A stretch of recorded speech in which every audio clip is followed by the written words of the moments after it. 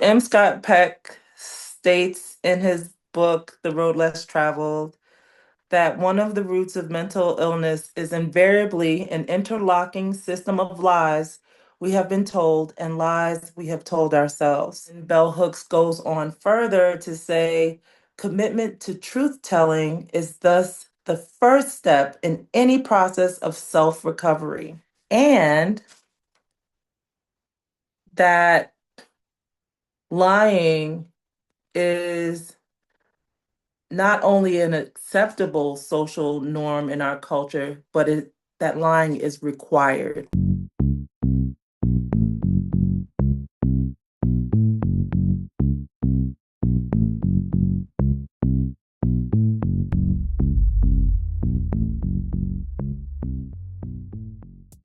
Hi, everyone.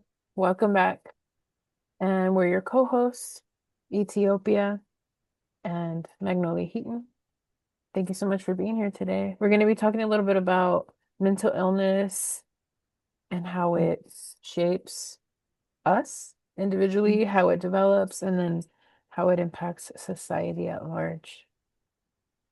I love those quotes, Ethiopia. Thank you so much for reading those. Mhm. Yes, I have shamanic a shaman mentor, Jonathan Hammond, who one of the times that we met, he said that we live in a really narcissistic society. I don't know if I mentioned it on this podcast yet or not, but he also said that really what our job is just to reparent each other, right? And work with each other's inner children. And in so doing, we heal ourselves and we heal each other and then we heal society at large, which really that's what shamanism is. Shamanism is what it's about. It's about healing, right? And so, yeah, it really impacted me when he said that. It's probably back like in, I don't know, 2020, 2021, something like that. We met online one time. And so, yeah, living in a really narcissistic society, I mean, it does have a lot of implications. So just like narcissism in general, right? It has to do with like being really self-important, putting oneself above others, maybe a lack of empathy, gaslighting, different things like that. So if we really look back and reflect on society, can we see that? I would say so, right? Yep. Yep. Yeah. And I think, I mean, I'm more familiar with Western cultures, not so much Eastern, right? But I mean, I can say in Western cultures, that's for sure a thing. So then what do you do when that's your backdrop and that's your context in which you live? How do you comport yourself? What kind of decisions do you make? Right? And how does that actually impact you? How does that impact your mental health? I mean, when folks show up and have narcissistic tendencies, I'm like, doesn't that make sense? When we consider the lack of empathy can be traced back to childhood. And we spoke about the objectification of children, women and children. And there's objectification all across the board. Yet the objectification of children, um, and this idea that like I brought you into this world, I can take you out. You are my property. I can do whatever I want to you. Is is that empathetic? Where's the empathy? And oh man, it's like I just consider also the performance of parenting, how parents are like it's a performance kind of thing that, even when you're speaking gently to your child, that doesn't mean that you're being empathetic. True. And just the whole disregard for that. But then also, self-importance, right? My needs as the parent are, far supersede your needs as a child. Yes. And I'm gonna throw in a trigger warning here because we're gonna get real colorful today. So take care of yourself, take breaks as you need. Again, these are really golden nuggets, and these are really specific examples that we're gonna be throwing in here about how these things develop. Again, it can be really triggering. Just breathe, sit with it, etc. Yeah. Absolutely. Yeah, recognizing what is happening in my nervous system because even as I'm talking about it, it activates my nervous system. Um, the gaslighting, which is gaslighting is lying. It's another term.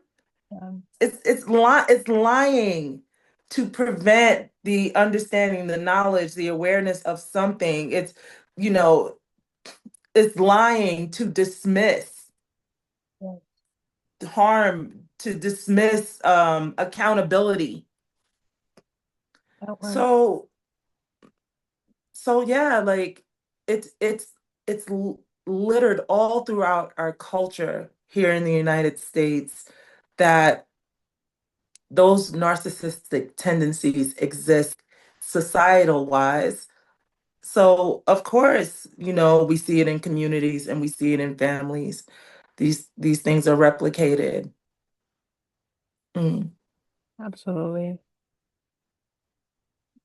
To backtrack a little bit, I know that we've been talking a little bit about enmeshment, we've been talking about family dynamics, we've been talking about addictions, right? And we're working up to a full-blown episode on addiction and sex addiction, porn addiction.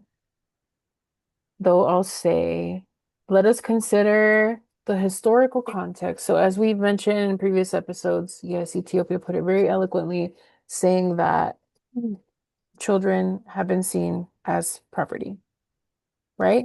So if you're my property, again, you're an object. I can just use you. You're just a tool for me, and you serve me.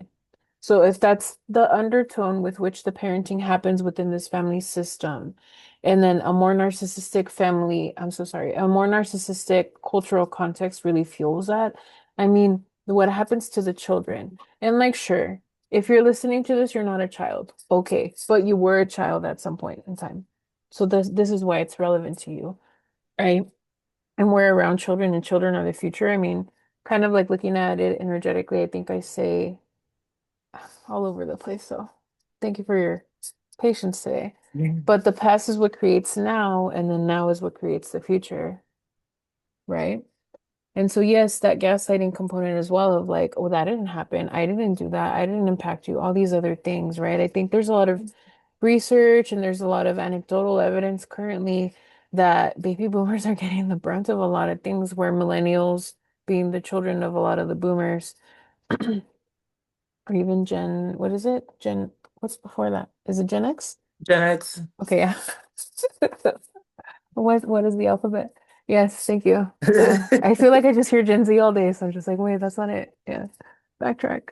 Um, exactly. Like I think there's and this is something that my dad would always say, that like the more you go on, right, from the past into the present, people in the present definitely have more tools, have more awareness, and have more healing. It's just like, what does that healing look like, right? So I think that like we're starting to see the impacts of our ancestors, of all the gaslighting, of all the abuse, overt, covert abuses that have happened, and people are shining light on it, which is fine. And then people tend to take one of multiple directions, but more often we see people stepping into addiction or falling into addiction, right? I feel like that's probably the norm. If we were to just pick, like, here's a default intergenerational trauma cycle that happens, it's that. Let's just repeat the trauma, let's be in addiction, fine. And with that, I'll say, again, there are multiple addictions, and you can be addicted to emotions. You can be addicted to the victim stance. You can be addicted to rage or sadness or depression or any emotion like that too, or anxiety, fear, right? That's really important because we're going to be highlighting that a bit more as we continue this episode. Then there's, you know what? No, actually, this is the cycle, and I'm going to step out of it. Again, we've been saying as one person changes in the family system, it forces the family system to shift as well, right? Or the environment in which with which this person interfaces as well.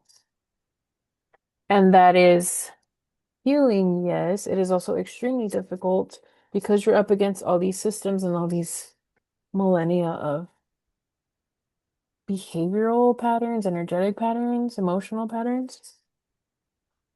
And so let's take a step back. Okay, so going back to objectification, something that I see, please chime in, Ethiopia. So something that I see oftentimes and something that I grew up with, here we're going to start talking about verbal abuse and even physical abuse. So take care of yourself. Right. Like I'll be at the store, whatever, even like friends, right? And family, like it's just like the child is a child. The child was sitting there in a space and was patient for an hour, right? And then the child is starting to get wiggly. All right. The child's hungry. The child's thirsty. The child's bored. Here in this room full of adults, nothing to do. They're doing a damn good job, actually. But then what's going to happen next? What happens next, Ethiopia? The kid The starts parent, acting out. Yeah, what do they say? the parent starts to get agitated that the child is not being obedient and Yeah. quiet. What the fuck is wrong with you? Why can't you fucking sit still? You're so fucking annoying. Or other things, right? Oh, yeah. Or like making fun of the kid. And it's like, kids listen to you. And whatever you say about them is what turns into their inner dialogue. So if you're saying you're so fucking annoying, shut the fuck up. That means don't take up space. That means you're too much, right? Keep quiet. So does it help the parent in the moment to manage the behavior of the child? Yes. Does it help the child that's going to grow into an adult? No, because it's not equipping the child. It's just saying, shut up, suck up your feelings, drink them away, numb it, deny your own needs. Your needs don't matter. My needs matter. Other people's needs matter way more than yours, right? You have anything to add there? I always like to talk about the performance of parenting as well. It's like as a parent, I know that other people are judging me on the behavior of my child. What the shift I made was not to care so much about that. And then automatically I had more capacity to be with my child in the ways that were meaningful because I'm not like under this pressure, that, and I can't actually say what anyone is actually thinking, but I'll make an assumption that, if my child is kicking and screaming and throwing themselves on the floor, that folks are, gonna think I'm a bad parent, I'm not doing something right. And maybe some people are actually vocal about that because I've seen that as well. Um, yeah, just like kind of, like really sensing into that place of like parenting, uh, it's a lot of work. And it requires that I'm present with myself first to know where I am. And I'm not always in a place of having capacity. There's sometimes I'm like stressed out and feeling, a lot of tension and, at the threshold where I'm just like, um, that's a big part of it as well. It's just kind of like, I need you to perform. I need my child to perform for other people in a way that I think other people will accept them and me will accept me, Absolutely.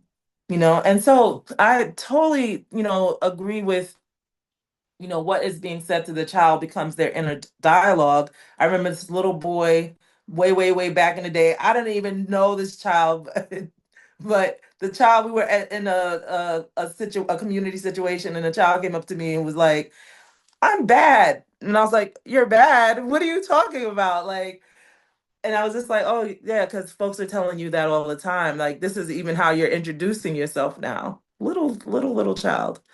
And so, um, yeah, that the way that we're talking to the children, and even the fact that I think that it's okay for me to talk to a child that way. Of just being like, yo, shut up.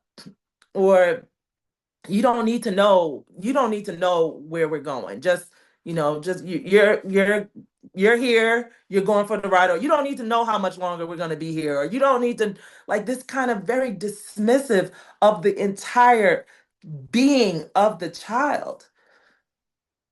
um yeah, like it's super problematic because if I end up bringing this up because I had the situation where someone had done this to my child around like, well, they don't need to know. You don't need to know where we're going. And I was like, well, how would you feel if you're sitting in the car and people are pulling off and you say, hey, where are we going? And they say you don't need to know. You'd be like, I don't need to know. Why don't I need to know? Right? What does that do to your sense of value? And in that developmental stage where children are really in that place of, the birth through 7 years, the children are really taking things in as it being about them. Exactly. So it's something to be extremely mindful of, like how we are speaking to children, and then how we are also replicating what what happened to us. Like, did I feel good when people were shouting at me and, you know, hitting me and telling me I'm, annoying or whatever? That didn't make me feel good. So, it's not like a badge of honor to be like, I survived that and now I'm gonna inflict that on other people. Like, why? Definitely. Going back to narcissistic tendency though, right? Well, I'm gonna stop right there. Yeah, yeah, yeah. Thank you. So let me break down what you said. You said that you were able to you said sensing, and sensing involves tuning into yourself so that you can like be in contact with whatever surrounds you, right? So in that example that you said about you and your parenting, right? And it wasn't even like a really deep one, but like let's break it down. So there's a few things. So let's just go with whatever we've been saying now. Let's just build on that biopsychosocial spiritual. So what's going on for me right now, actually? Am I triggered or I want to yell at my kid or whatever? I feel really anxious or I feel really mad, really mad. Biologically, what is it? Is my blood sugar low? Is that why I feel anxious? Did I eat something that I know that I'm allergic to? So now I'm really inflamed and my emotions are really inflammatory. Um, am I around these cats and I know that I'm allergic to cat, whatever. Like there's so many things that are going on biologically. Did I get enough sleep? No, actually, I didn't, you know? Am I dehydrated? All these things, like what's going on with me? Where is my baseline? Where is my body right now? Right? Am I too hot? Am I too cold? All these things matter because they're going to impact our emotions. Psychologically, where am I? Am I in a healthy place? Did I just experience a breakup? Did I just get fired from my job? Like, what is going on? Right? Socially, too. I'm in this situation. Actually, you know what? I'm here and I really care about these people's opinions of me. Okay, well, that's going to raise the anxiety and that's going to impact the psychology and it's going to impact the biology. Or, yeah, it's fine. I know who I am. And like, regardless of where it is that I am, I have that integrity and I'm able to like hold my space for myself and be in integrity wherever I go. Okay, then that's different. Also, that's going to involve way more resolution and sometimes pushing back against systems, right? We all have choices at each point. It's just like you can choose to choose, or you can just be as you are. And there's no wrong answer. I think you have a path. It's just that there's consequences for each choice that we do and do not make. And then there's spiritually, where am I? Am I connected? Do I have a greater meaning for life? What do I make of this parenting situation? I didn't even want to be a parent. Yeah, actually, I'm feeding into the next generations and the future. What is your messaging around parenting in general and yourself and your context and things like that?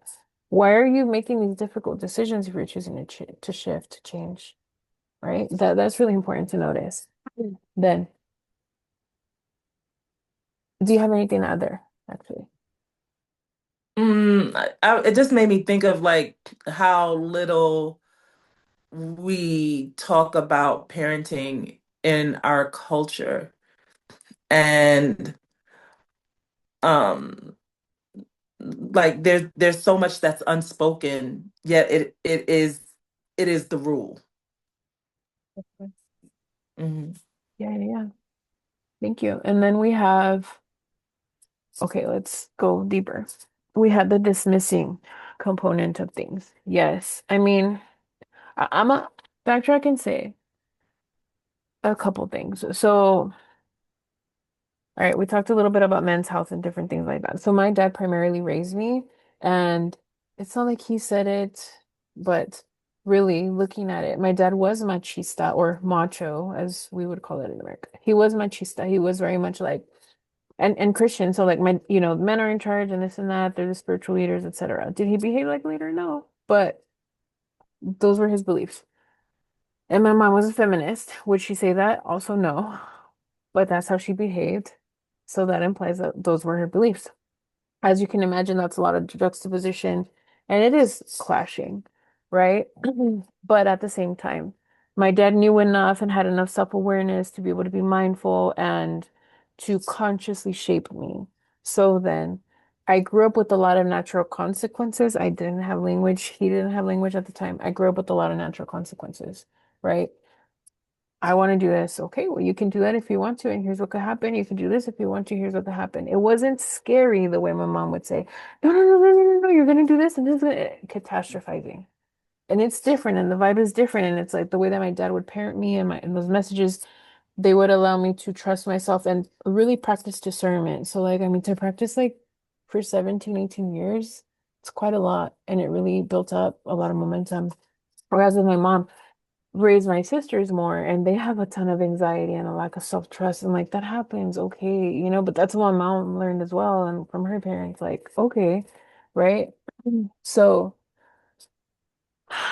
but holding space is a really big thing, right? So we can notice what's going on with ourselves, notice what's going on with our children, read the room. Hey, this kid is actually a really good kid, he's really sweet and soft.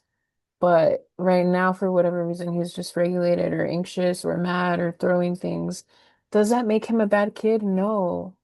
Kids need tools and they need us to help organize their experiences and they need to like for us to model them and they need our support as they make mistakes along the way. The only real failures, as they say sometimes, I'm not sure, I wish I knew who said it. The only real failures are like when we stop trying. So like mistakes are opportunities to learn. Right? Are we going to shame them as they make mistakes, or are we going to just like hold their hand? Because what's going to prepare them more for life is allowing them to make mistakes, breathe, continue, backtrack, troubleshoot, right? Mm. Then we have Dr. Stephen Babalek. I've mentioned him before. And I'm not sure if he's alive still or not, but he did have this curriculum called Nurturing Parenting, and there's psychotherapists that work on that, case managers, parenting coaches that use that curriculum. I really like it. But it really is a lot about how when you have a child, you help to build empathy. How do you build empathy? Can you tell a kid? Yes. But the way that the brain develops, especially the younger they are, it's like they're not really as conscious as you said, 0 to 7, right? Ethiopia. So they learn by socially learning, really, just seeing what other people do. So it's like, how do you treat them? Because that's one of the biggest things, right? And they don't have the tools to be able to manage their emotions. So how do you treat them? How are you showing them empathy? And yes, we're talking about children. So for those of you who don't have children, incorporate it if you want to foster your relationships with anybody that you know, that you're close to, that you feel safe enough trying. So incorporate it with yourself. That would make a huge difference for you, your world, and the world. Now, how do you demonstrate empathy? Can you give me an emotion? Can you pretend Ethiopia that you're experiencing a distressing emotion? Go ahead and share it with me. I am sad. Now, I could say dismissively, why are you sad? You have nothing to be sad about. Oh my gosh, go play, go do. I could say that. Is that validating? No. How does it feel to receive that? If I'm like, why are you sad? Don't be sad. How do you feel? I, I'm feeling dismissed, like I don't matter to you. Okay, like why bother? Why even share my feelings with you? Okay. Now if I say, you're feeling sad? What's going on? How does that land in your body? It opened up space. I just felt it like opening up, like, there's something for me to share. There's something to be mutually held here. Yes, exactly. Thank you, thank you. So we get curious, we ask questions, we hold space for the emotions. We can even just name the emotions, right? And our job isn't to fix the emotions, but it's to, as you say, like hold that mutual space for each other. Because let's pause here for a second. Like, if you're focused on other things, what is more important to you? Like, if you're like, oh, but what are other people going to think of me? What are people going to think of you? They're going to think I'm dumb. Why does that matter? So, what if you're dumb? Can you be dumb? No, I can't because, okay, well, I'm not dumb actually. Okay, if you're not dumb, then what does it matter if they tell you you're dumb? Right? Well, I need them to think I'm successful. Why? Do you feel that energy of compulsion? What are these compulsions? So if you can slow down and like notice what the compulsions are, that'll be helpful, right? And what does success look like and how is it different and similar to what other people in your context say? And then like there's gonna be times where like you need to shift circles because they just don't align anymore, right? Okay. Empathy. So that's an example. We just hold space, we validate, we name things, right? Um, and just allow people to feel what they feel. And that's going to be hard for you, especially if you've never done it. So practice with yourself because it's really triggering. And you can just be honest. Okay, so let's go back. Ethiopia. Go ahead and tell me that you're sad. I'm sad. You're sad. I'm so sorry. You're feeling sad. What's going on? Right? And then she answers. Thank you for sharing that. Actually, as you're saying that, I noticed that I'm triggered right now because I'm not used to feeling my sadness. Do you want to just like breathe together? You want to go for a walk together or something like that? You know, she could be sad, I could be sad, I could be anxious, whatever, it's together. But that togetherness, right, is where the magic is. You could also, if you have like kids, you can look at any media or input or social situation and then have conversations around the empathy. Hey, Ethiopia, you notice how this thing happened on social media with the situation and these people. Yeah, that wasn't very empathetic, was it? No.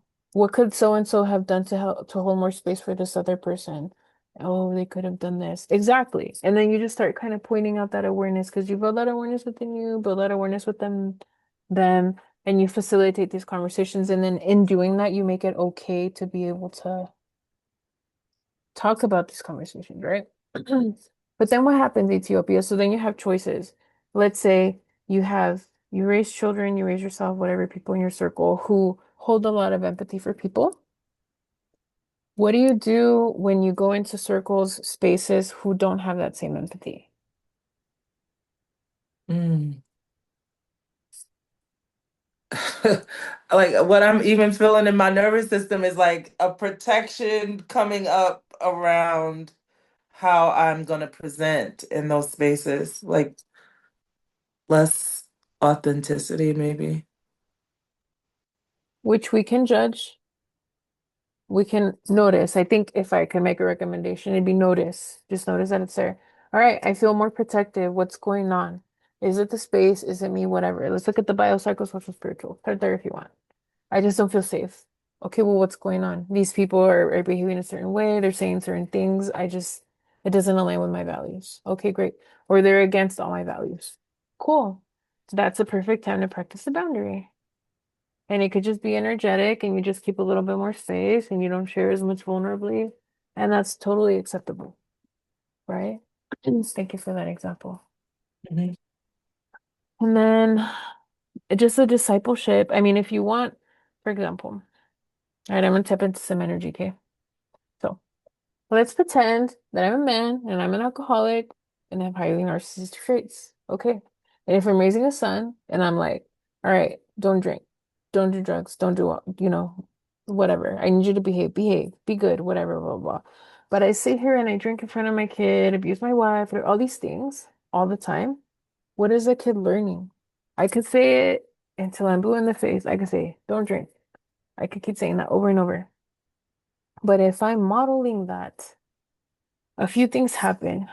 One, I don't care how much you say it, being in that same space, the child is gonna learn dad equals alcohol equals man, and it's gonna the son is gonna start wiring all these things together. And that's gonna be in the body and the subconscious. It just is.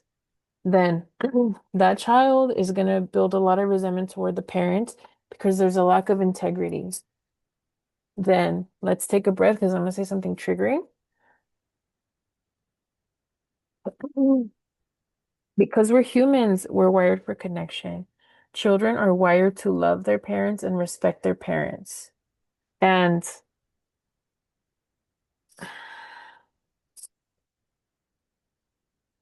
people aren't ready for that. I think, like, I get it, and we talk about all the negative things with parenting, and it's just like you can really reap the benefits of that. Like, it's so cool when they come to respect you and things like that. But in order for them to really enjoy that, that means you really have to take yourself seriously as a parent, and you have a lot of growing up to do in that way, right? I was like, oh shit, like I guess I have to like follow through on my word and my actions and all these other things. I don't have to, but like my kid's gonna lose respect for me. I'm gonna repeat the cycles of addiction. Like really, it stems from resentment and all these non-acknowledged feelings. Like that's really what it stems from. And you can't hold space for me, and I'm hurting and I'm suffering, but I can't share with you, and I don't have anywhere to go, and I'm too much. Like it builds up, and it's a chronically dysregulated nervous system walking around seeking relief, immediate relief, can't find relief in relationships, gonna find it with a substance or a process, addiction, or an emotion. What feedback do you have or input do you have? So I really like what you've shared, and um well, there's a couple of things. So the first thing I was considering is like how we're also told, right? Like you said, children are hardwired to love their parents, to love and respect their parents, but we're also conditioned through society, cultural norms, that that's what we're supposed to do because we're taught that that's what our parents that have unconditional love for us. There's unconditional love, and what how are they show it, whether they, whether you like it or not, they love you to the extent, right? I forget the name of this is a comedian. He's a black dude named George something or other, but um he has this saying where he says, "I love you, and there's nothing you can do about it." And at in the beginning, when I heard that, I thought that that was cool, and that but yet I'm experiencing something where it's like, you can't just tell me that you love me and show up anyway. So like, what do you mean? Like, but and that's what we're conditioned to.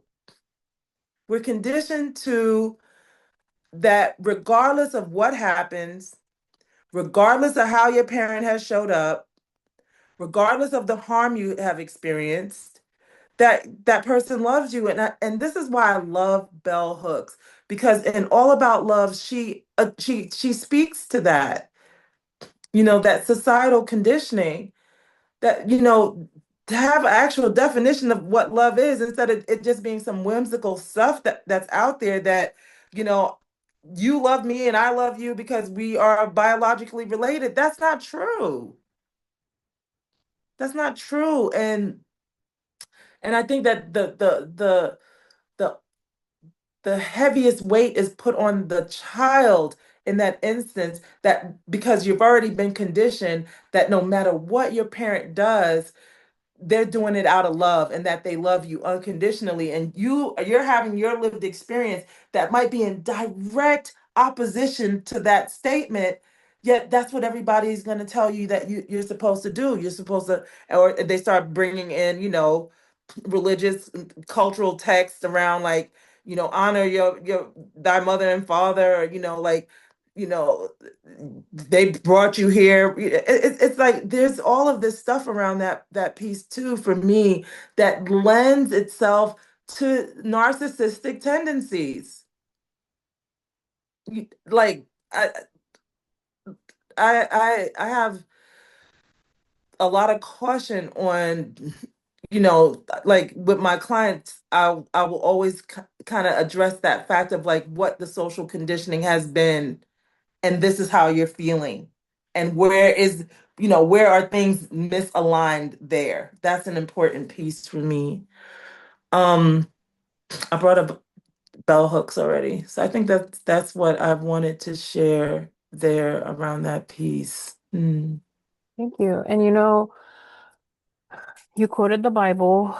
Yes, honor thy mother and father. And also, people miss that it also says for the parents to not provoke the children as well. And there's plenty in the Bible as well about like standing up to narcissism and things like that and holding firm boundaries and holding people accountable.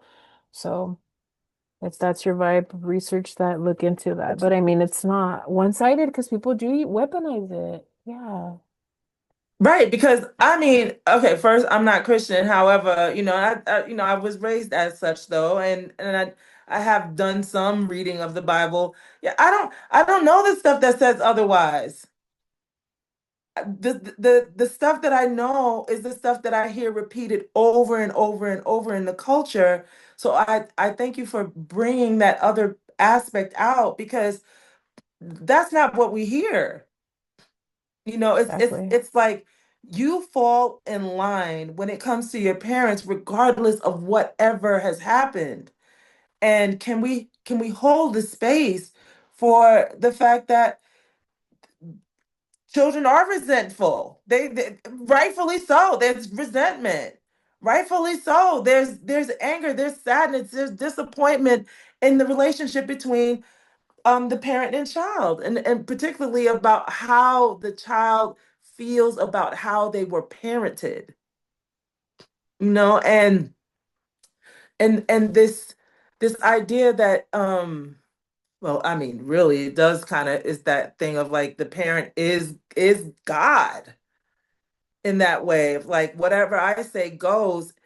These are circumstances that for typically um these kinds of ideas are only respected when it comes to marginalized communities that are pushed to the margins, communities that are ostracized, communities that are labeled inferior, or these kinds of things. Similar to the same thing with children, right? I forget exactly who said that children are the most marginalized group. Like where are the rights? And then right now in the United States, it's like this undercurrent of like creating less stability for children, even less stability. Like we're watching everything happen, and it's like reinforcing this idea that anything is okay when it comes to a child, while simultaneously being in this place of like children are the future. We really need to care about them. Totally misaligned, total cognitive dissonance. Definitely. Thank you for that. I think for anybody listening to my downfall, I have read some of the Bible, yes. I don't remember names or places because there's just too many details. But what I do remember, there's plenty of people in the Bible as well who step away from their family of origin because there was a lot of atrocities that were happening, a lot of abusive cycles and things that were happening, right? And it's not quite the same, but like the alchemist, right? Like he had to follow his heart's desire. He had to follow his soul's calling, you know, and then just trust that everything would fall into place. And like his parents didn't want him to go and all these other things. Like, I mean, you can find it in tons of different texts. Yeah. Take what resonates with you and leave what doesn't. But yeah, it's a thing, and I know it's hard. And then especially in light of enmeshment and things like that. It is really tricky, and also the payoffs are good, and also the more authentic you live your life, right, within reason, without harming other people, not condoning violence or harm. The more that you do that, the more that you're going to find the people that are meant for you as well. And I'm going to do a little plug here. Check out our Is It Love episode because we do break down what love is and isn't and what some common myths are. So, yeah, some food for thoughts Yep. there. Thank you. Thank you, Ethiopia. I just want to give a shout out. I'm holding one of my favorite books. Here we go again, Alice Miller. I know I've talked about Alice Miller a lot, and this book is For Your Own Good: Hidden Cruelty in Child Rearing and the Roots of Violence. Well, I got to the page that is where Alice Miller is speaking specifically to what you just said. The the chapter is the search for the self and self-destruction through drugs. And right, and so drugs is just the placeholder for any addiction, right? This and that what she's tying in is that in how we raise the children with all of this violence, I'm seeking who I am. I'm seeking an experience. I'm seeking to know some truth. I'm seeking to escape. I'm seeking to reinforce cycles of shame through the whatever the addiction is. So, I was holding the book and I remembered that piece and I just wanted to give that a shout out and just kind of tie it back into what you have already shared, Magnolia. Yes, ma'am. Thank you for that. Mhm. We've talked a bit about dismissing, and we've talked about objectification. Not in detail. There's plenty to say on that. We will continue to talk about that. Gaslighting. All these things lead to, in a narcissistic society, all these things lead to a lack of connection to self. And so if we want to look at it energetically, we look at the chakra system. It's like, okay, well, I don't feel safe to be myself. The root chakra is going to be out of balance. I can't really feel what I need to feel. The sacral chakra is going to be out of balance. I have a low self-esteem because people tell me not to take up space, whatever. Then the solar plexus is going to be out of balance. I have a lot of wounding. The heart chakra is going to be out of balance, right? I can't speak up and say what I need to say. So then my throat chakra is going to be out of balance. I can't connect to myself, or I don't really know what's real, what's going on. And then, I can't think of that one. The third eye is going to be out of balance. And of course, I'm going to be disconnected. Freaking duh. Right? And where is God in all of this? If these people are showing up the way that they need to and they're using the Bible against me and just like, I'm being bad and I'm not listening, like, hello. Yes, also the crown chakra is going to be out of balance. Right? Right. We're seeking relief. There's the drugs, the addictions, whatever, the escapes, social media, television, pornography, whatever, you name it. And then there's a lack of connection to myself. There's a lack of connection to others. Okay. And then we look at it more. So this is just a spiritual component. It's a little bit of the biological and social. And so going deeper into the psychological component of all these things. Ethiopia, you mentioned a bit about the cognitive distortion and the cognitive dissonance of things. What is cognitive distortion? What's the opposite of that? What's cognitive dissonance? What's the opposite of that? So I like to say just real easy, cognitive distortion, aka thought distortions, are lies, right? And so the cognitive, for example, one of the major cognitive distortions that I work with every day is I'm not good enough. I'm a fuck up. I'm a failure. Is that true? No. Do you believe it? Yes. So it's a thought distortion, it's cognitive distortion. It's for me, the plainest way to say that it's just some untruth that you believe to be true. And maybe not even fully that you believe it to be true, but it's been your narrative for a long time. And and then cognitive distortions can be individual, communal, and societal, right? Cognitive distortion is that women are weaker than men or less intelligent or children are property, right? These are also distortions that all right, let me keep to the keep to it. And then for me, how I like to describe cognitive dissonance is when you have two beliefs that are opposing, yet they're there at the same time. So what I like to use for this is that like inherently we know that there is some value that we have in ourselves. That inherently we know that there's something that is valuable there, yet we have also the belief that we're not valuable, that we are worthless, that we are whatever. And so those two things existing at the same time create dissonance, aka incoherence, um, and chaos. Right? It's like, I think I'm good, but I'm so bad. It's like this kind of tug of war that happens. Um, and again, for me, it's like that is all rooted in, we can look at it, macro, meso, micro levels. The same thing is playing out in us individually because it's also on a societal level playing out all the time for us. Definitely. Thank you. And that adds more to the tension that's going on inside of us. So then, of course, we're going to need more relief, right? So then, what's the medicine to that? The medicine is to continue to have the empathy and to hold the space for all of these different things. I really like dialectical behavioral therapy or DBT. Not all DBT is created equal. Don't know if I've had this conversation on here. Not all therapists are created equal. And so just find someone that aligns with you that could do that. I mean, I like to be really fluid and artistic with my DBT practice as a therapist. And no, that's a possibility. Yeah. I mean, at the end of the day, really, the takeaway is that we're all human and we're all having this human experience. We can make it harder on each other if we want to or not, right? But if we're all Mm. doing it together, I mean, there's strength in numbers.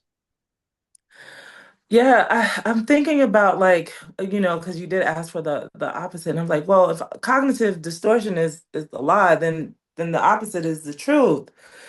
Yet, because of, the neuroscience stuff that comes out is like there's so much that is coming out. There's theory and stuff like that. But the way that our limbic system, the ancestral brain, the part of the brain that is about our safety and protection, that kicks in when we, even if we're hearing the truth, but we believe the lie, right? And we see that all the time. Like, so recently some information came out around how the egg, the egg in female identified bodies, right? The egg is, it actually attracts the sperm that it wants to be fertilized by, which goes against all of what has been taught. Like I said, these dudes was getting it so wrong for so long. It's ridiculous to me. Anyway, it goes against that, it's the fastest sperm gets there is the sperm that's the fastest and the strongest gets there and it has to fight and it's doing this and it's that. And that the egg is just sitting there waiting for the sperm. So it goes against that. And even though, in light of the research that's out there, the folks that believe that the sperm, this is what the sperm does, and the egg is dead, and the egg is just waiting for the sperm to come alive, like they are like this, they cannot accept what the truth is. They cannot, because what is also really deeply tied into that has to be protected is something in the identity, which is, formed through a lot of distortion. So it's easy for me to say, oh, the opposite of a cognitive distortion is the truth. And then recognizing, well, the truth is not always palatable. The truth cannot always be received because there's protective measures that are happening within us, emotionally, biologically, that is happening. And similarly, like to get to a place of coherence requires that there's truth. And and so what you said really, about having the empathy, I was like, wow, what a potent and important piece to it, because empathy allows for both to sit at the same time and allows for more of the truth to be available, to be processed. to be digested because you are going up against things that you have been socialized to be true all your life. And now all of a sudden it's like, yo, that's not true. Exactly. And then that's how splitting happens within the self. And then this is where we have parts of a system of self, as the language goes now in IFS, that start to develop, or different alters or what have you. Yeah. It's really deep. The psyche is really good at protecting itself because we're a self-protecting mechanism. Yes. And I'm just thinking too, I was like, and the reason for that as well is because the initial part of how you were parented, what and now I'm gonna broaden the definition of parent to beyond your biological parents or your guardians, but like your family, your community, your society, like how were you held? How were you taught to believe about yourself? What were you taught to believe about yourself? And that becomes really important because ultimately, even if the parents are doing the best job possible, if you're in a messed up situation in school, it's going to affect you. If teachers are being horrible to you or allowing children to be, I mean, other students to be horrible to you, or your teachers and your community and your parents can be really doing a great job. Yet society says that you're subhuman and always wants to label you a monkey and deny you access and opportunity. It's going to affect you. And so it's a critique of the culture in that uh that's what makes it so challenging is that it moves beyond just what the parents do. Yet foundationally, that's a very important piece of it. We see that mental health is really complicated. I think that social media really oversimplifies things. I'm like, okay, I get it. You make money off of social media, okay. But really, this is where the ethics of everything comes in. Like, you look at all these different components, and we haven't even scratched the surface. We're what, like 10, 11-ish, 12-ish episodes in? And like, yeah, dude, we've only scratched the surface. There's so much to say on all of this stuff, right? And so, yeah. And if you're a therapist listening to this, then I encourage you to like really take this stuff to heart, deepen your practice, and go out there, go forth and tell people about this podcast.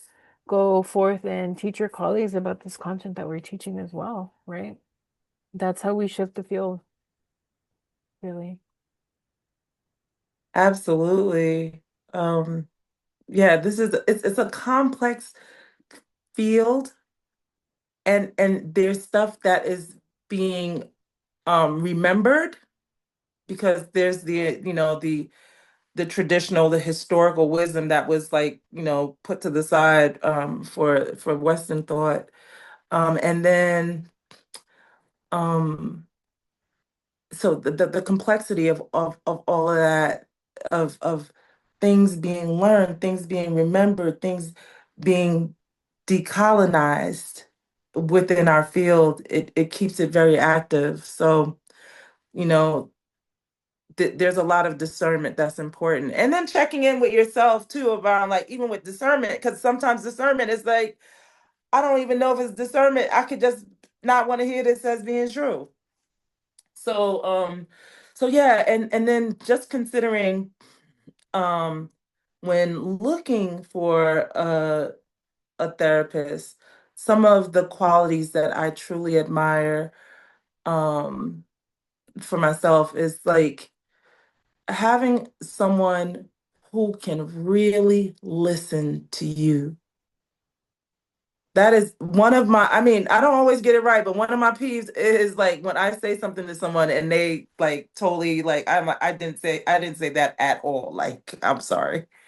I think that that's an important piece is listening. And listening for me comes from a place of being attuned.